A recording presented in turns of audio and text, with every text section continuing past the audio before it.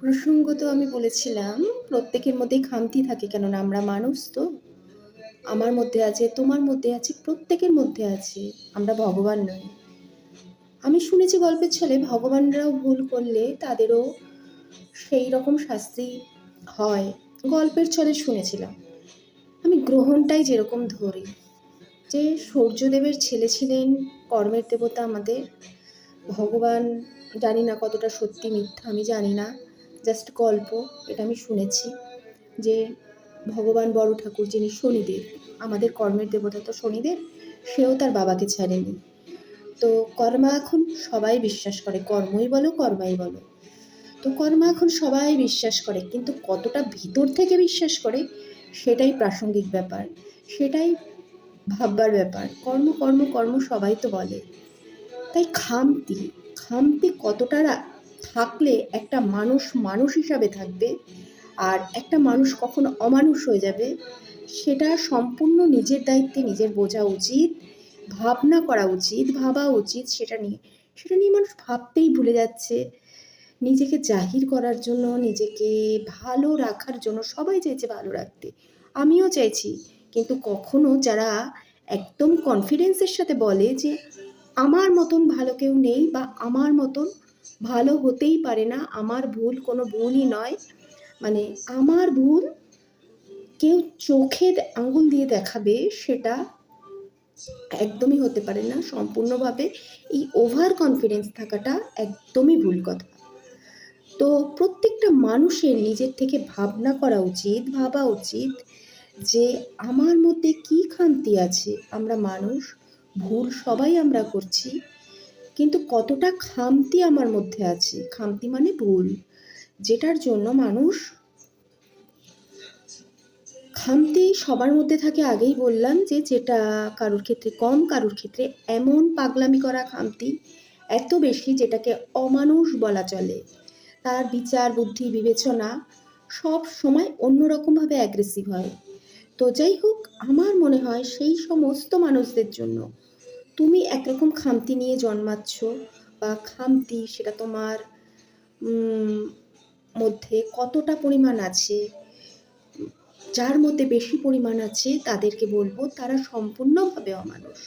তোমার মধ্যে যদি কম থেকে থাকে তোমার বিবেচনার হিসাবে, তোমার ঠিক ভুলের হিসাবে, তো তুমি অপোজিট পার্সনকে নিশ্চয়ই, মানুষের সামান্য খামতি থাকবে সেটা ভেবে অ্যাডজাস্ট করে নিয়ে চলা যায় এবং চলা উচিত আমার মনে হয়।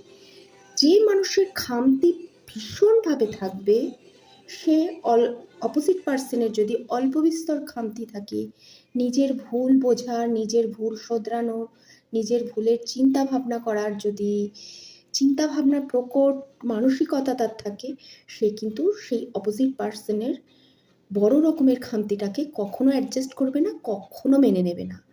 যদি সে দীর্ঘদিন প্রয়োজনের বশে বা যেভাবেই হোক কোনো কারণে তার সাথে থেকে যেতে বাধ্য হয়, কোনো একটা সময় আমার মনে হয় সেটা একটা ভয়ঙ্কর রূপ ধারণ করে, যে আমি কিসের জন্য, কার জন্য, কেন করলাম। এই কেনর উত্তর পেতে পেতে সে অলরেডি ডিপ্রেশনে চলে যায়।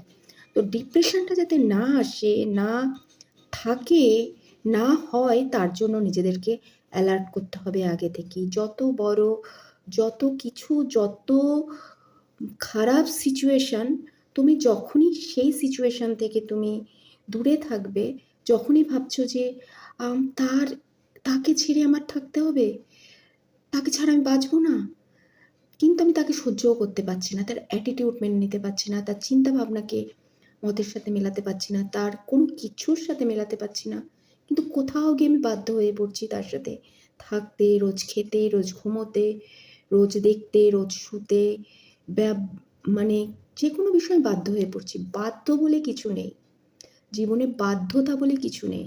তোমার একটা সময় এসে এমন ডিপ্রেসড লাগবে যে যেটার জন্য তুমি অনুতপ্ত হবে, আরও সেই অনুতপ্ত নিজের মনের মধ্যে বীজ বুনতে বুনতে বুনতে বুনতে তুমি শেষ হয়ে যাবে।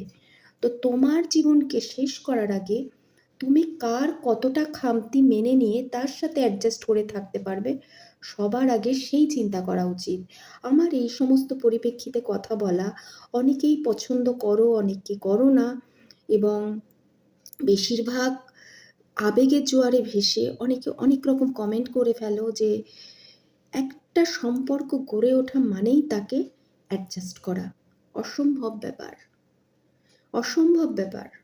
একটা সম্পর্ক গড়ে ওঠা মানে সব দিক থেকে অ্যাডজাস্ট করা। অ্যাডজাস্ট করার একটা সীমারেখা অবধি যখন ওভার ক্রস করে যায়, তখন সেই সম্পর্কটা থেকে আমার মনে হয় বেরিয়ে আসা উচিত। নাহলে তুমি ডিপ্রেসড হচ্ছ, তুমি ডিপ্রেশনে যাচ্ছ, তোমার শারীরিক চিন্তা মানে শারীরিক গঠন, ভেতরের গঠনটা মানে সব কিছু এলোমেলো হয়ে যাচ্ছে, তোমার সব কিছু নষ্ট হয়ে যাচ্ছে। তোমার নিজেকে নষ্ট করার, তোমার নিজেকে শেষ করার, তোমার নিজেকে ডিপ্রেসড রাখার কোনো মানেই হয় না আমার মনে হয়। তো অনেকে অনেক রকম মতামত দিয়ে থাকো এই বিষয়ে, তোমরা মতামত আমাকেও দিয়ে থাকবে হয়তো আশা করি। এবং আমি চাইবো এই বিষয়ে সুন্দর সুন্দর মতামত আমার জন্য আসুক, যেগুলো আমার রিপ্লাই দিতে ভালো লাগবে। এবং এইসব বিষয়ে আলোচনা করার প্রয়োজন আছে।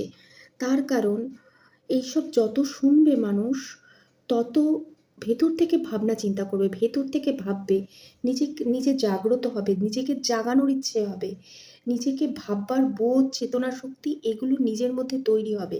কিছুক্ষণ সময় দাও নিজের ভুলগুলোকে নিঃশব্দে শুধরে নেওয়ার, নিঃশব্দে ভাববার যে আমার কি ভুলের জন্য, আমার কোন দিকটার জন্য। সবারই একটা পরিণতি হয়। ম্যাক্সিমাম মানুষের যে খুব ভালো পরিণতির দিকে যায় তা কিন্তু নয়। মানুষ কিন্তু খারাপ পরিণতিতেও মানুষ ভাসে এক এক সময়। সব সময় তার ভালো যেতে পারে তার কোনো মানেই নেই। খারাপের দিকেও মানুষের যায়। সেই খারাপ পরিণতিগুলোর জন্য কি কি হয়েছিল, কি কি করা উচিত ছিল তখন, আমার কি খামতি ছিল, আমার কি ভুল ছিল। আমি আবার বলছি, খামতি মানেই ভুল। সেটা আমারও হতে পারে, তোমারও হতে পারে, সবার হতে পারে, কারণ আমরা মানুষ।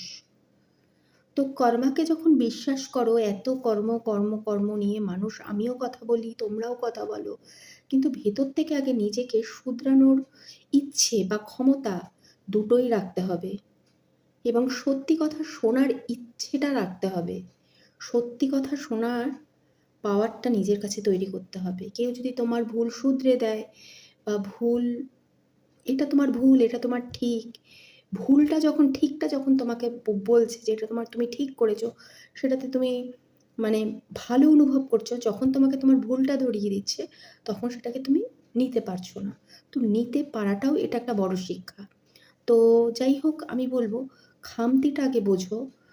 তার জন্যই বলেছিলাম খারাপ কমেন্ট করো না, কারণ খারাপ কমেন্ট করার তো মানুষের অভাব নেই। খুব নিম্নমানের কমেন্ট আসে যেইগুলো ভেতর থেকে হার্ট করে। তো যাই হোক, আমার এটা এখন গা সওয়াও অনেক হয়ে গেছে। এবং যাতে এগুলো না আসে, আমি যাতে যথাযথ উত্তর দিতে পারি তোমাদেরকে, তার জন্যই আমি বলেছিলাম যে এই বিষয়ে খারাপ কমেন্ট করো না, আমি এটাকে নিয়ে আলোচনা করব। তো আলোচনা করলাম, কেমন লাগলো? ভুল আমারও থাকতে পারে, সেটা শুধরে দিও বা কমেন্ট করো, কমেন্টের মাধ্যমে উত্তর আদান প্রদান হবে, এটুকুই আশা রাখবো। তো আগে নিজে বোঝো যে নিজের খামতিটা কোথায়, কতটুকু, কেন হলো, কেন হলো, এই বিষয়ে যদি তুমি তোমাকে কোয়েশ্চেন করো, দেখবি অনেক উত্তর পাবে। তবে নিজেকে নিয়ে বসতে হবে, কিছুক্ষণ সময় দিতে হবে। সব সময় নিজেকে জাহির করে গেলাম, আমি ভালো, আমি চেষ্টা, আমি ভালো, আমি ভালো, আমি ভালো, জাহির করতেই পারো। জাহির করতে করতে নিজের বিবেকের কাছে ভুলেই যাও বলতে যে ভুলটা আমি কোথায় করেছি, যার জন্য আজকের পর্যায়ে এই জায়গায় এসে দাঁড়িয়েছে বা এই জায়গায় এসছে। জাহির করাটা বড় কথা না, নিজেকে ভালো প্রমাণিত করাটা সবচেয়ে বড় ভালো কথা নয়। নিজেকে খারাপও প্রমাণিত করো কখনো কখনো, সেটা নিজের কাছে, ভগবানের কাছে দাঁড়িয়ে তোমার ভুলগুলো স্বীকার করো, কারোর সামনে না করতে পারো, বা কারোর সামনে যদি করার ইচ্ছে হয়, তোমার যদি প্রকৃত বন্ধু কেউ থেকে থাকে, তাকে করো, তাকে বলো যে এই ভুলগুলো আমার হয়েছে বা এই ভুলগুলো আমি করেছি। তাহলে নিজেকে রিল্যাক্স বোধ করবে, ভেতর থেকে ভালো লাগা থাকবে। ভগবানের কাছে বলো, বলে আবারও সেই কাজটা করলে তাতে কিন্তু সমস্যার সমাধান হবে না। সেটাকে বারবার বলে যদি সেটার প্রায়শ্চিত্ত করো, প্রায়শ্চিত্ত মানে নিজেকে ঠিক করা, ঠিক পথে আনা, যে আজকে আমার এই কারণের জন্য এটা হয়েছে, তাহলে আমি এই কাজটা করব না, এখানেই স্টপ করব। সেটার দায়িত্ব তোমার নিজের, অন্য কারণ নয়। একটা বয়সের পর কেউ হাত ধরে শিখিয়ে দিতে পারে না, এটাই হলো কথা। বাচ্চা অবস্থায় শেখানো যায় হাত ধরে, যে এটা তোমার ভুল বা এটা তোমার ঠিক, এই ভুলটাকে এইভাবে করো, দেখবে ঠিক হয়ে যাবে। এটা বাচ্চা অবস্থায় হয়, বড় অবস্থায় হয় না। তাই নিজের খামতিটাকে আগে বোঝার চেষ্টা করো। সবাই ভাবে আমি নির্ভুল, কিন্তু কেউ নির্ভুল নয়। সবাই ভুল আছে, ভুলও আছে, ঠিকও আছে। ঠিকের পরিমাণ কতটা আর ভুলের পরিমাণ কতটা, সেটা নিজের বিবেচ্য বিষয়। নিজে যদি বিবেচনা করে উঠতে পারো, তার থেকে ভালো আর কিছু হয় না। ওটাই কর্ম। আর ভুলটা স্বীকার করতে পারো, আর ভুল করছো সেইটা নেওয়ার ক্ষমতা যদি তোমার মধ্যে থেকে থাকে, আর তুমি যদি শুধরে যেতে পারো, তাহলে ঠিক আছে। তুমি মানুষ হয়ে বেঁচে যাবে এবং নিজের বিবেকের কাছে পরিষ্কার থাকবে। আর যেটাকে বলো কর্ম, সুকর্ম, সেটাই তুমি করবে, আর সেটাই তোমার প্রাপ্য। শেষ অবধি বলবো, ওপরওয়ালাকে ভরসা করো, আর ওপরওয়ালাই কিন্তু শেষ বিচারটা করবে। এর থেকে বেশি কিছু আমি আর বলতে পারছি না। আশা করি ভালো লাগলো, ভালো লাগবে। অবশ্যই উত্তর দিও।